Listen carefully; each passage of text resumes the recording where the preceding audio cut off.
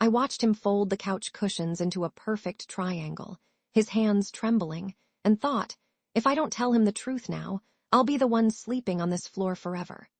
The moment he whispered, "You always fake it," I felt the room shatter, the air instantly turning cold, and a devastating certainty slammed into my chest. This was the beginning of the end.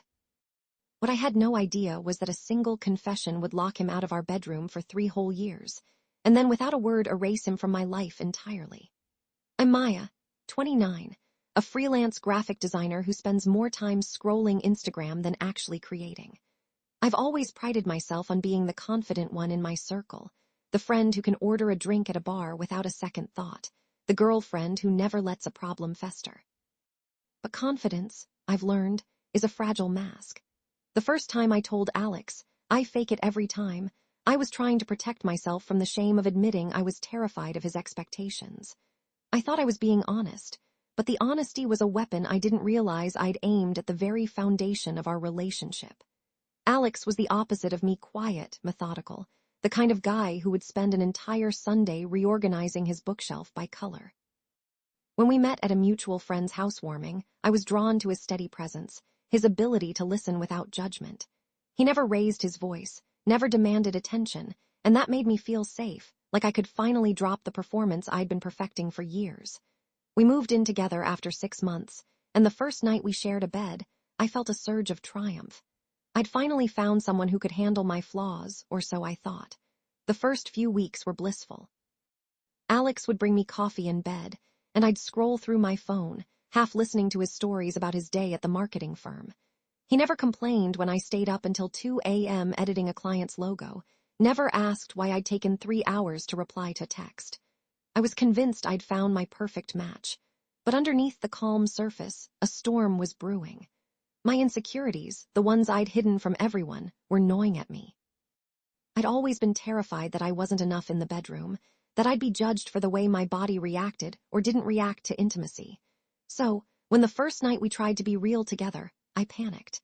My breath hitched, my heart hammered, and I found myself moving in a rhythm that felt more like a rehearsal than a genuine connection. I told myself it was a one-off, that the nerves would disappear. But the next time, the same thing happened. My mind turned into a static-filled radio, and I could hear only one thought: I'm faking it. When Alex finally asked, his voice soft but probing, "Are you okay?" I swallowed my pride and said, "I'm fine, I'm not great at this." He nodded, his eyes flickering with something I couldn't read. I could have been honest, could have said, "I'm scared, I don't know how to feel," but the word scared felt like a crack in the armor I'd built. So I said, "I fake it every time," thinking I was protecting him from my own inadequacy. His reaction was subtle, almost invisible, but the couch cushions that night seemed to absorb his disappointment. He didn't throw a fit, didn't storm out. He simply took the couch, spread a blanket over it, and said, "If you're not comfortable, we can take a break." The words were gentle, but the implication hit like a sledgehammer. I thought, okay, a break, just a short one. I didn't realize that his break was a silent, 3-year exile.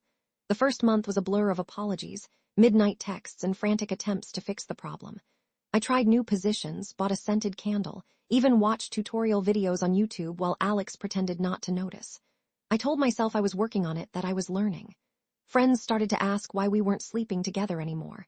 Did something happen? They ask, their eyes flicking between us like detectives. I'd laugh it off, say, just a rough patch, and post a filtered photo of us on the beach, both smiling, the couch nowhere in sight.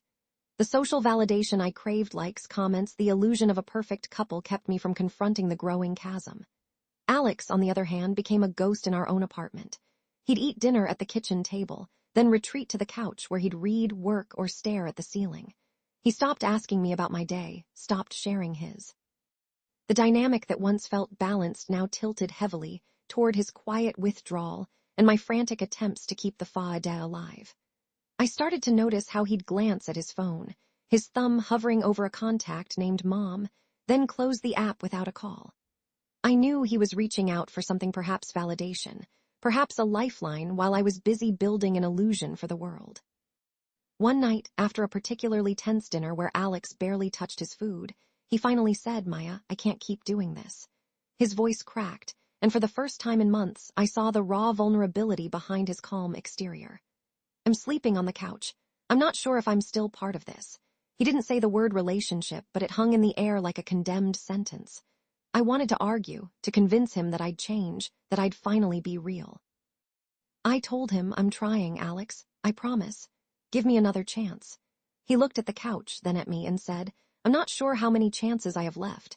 That was the moment the power dynamic began to shift.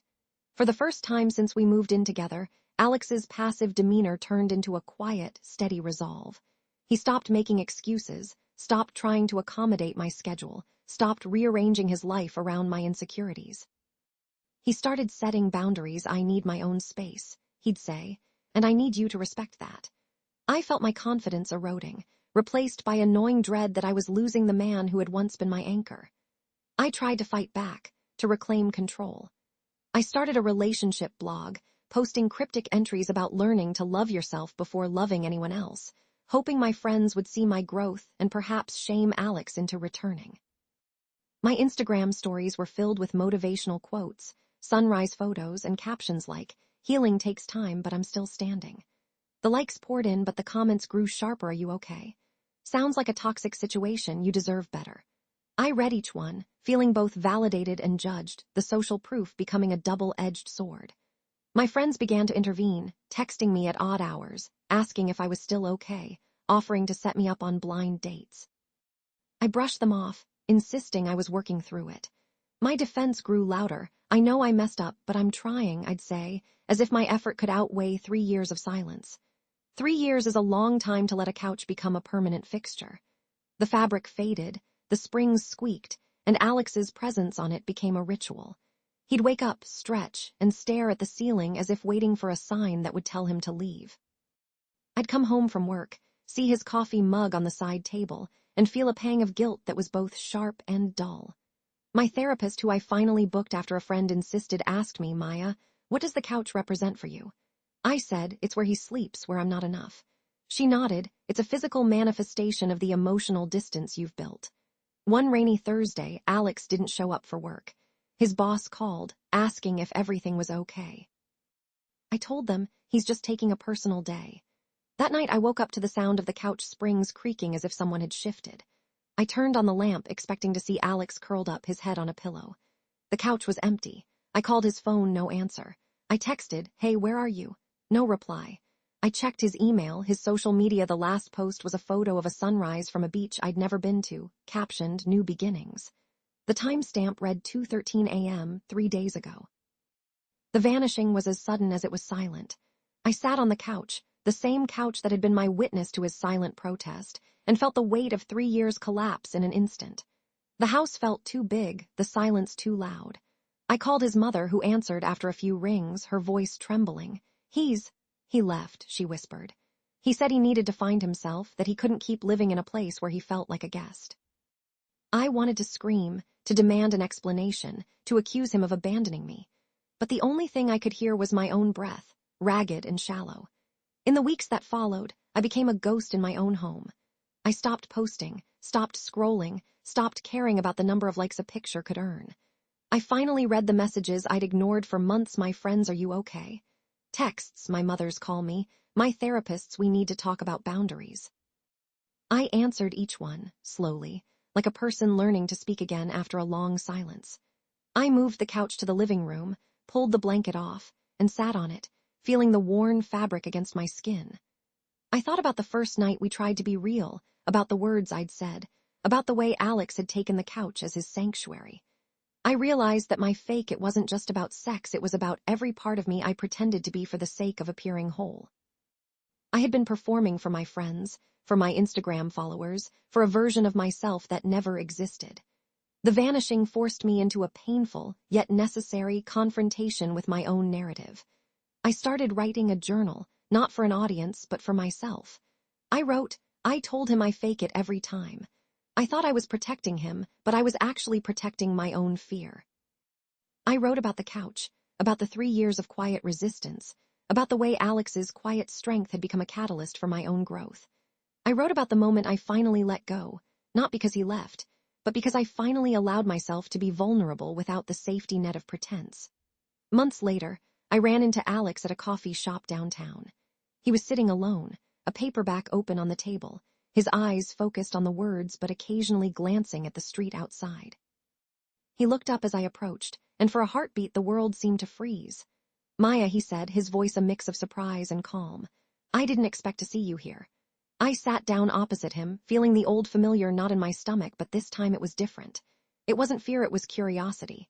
"I saw your post about the sunrise," I said, gesturing to his phone. He smiled faintly. "That was a lie," he admitted.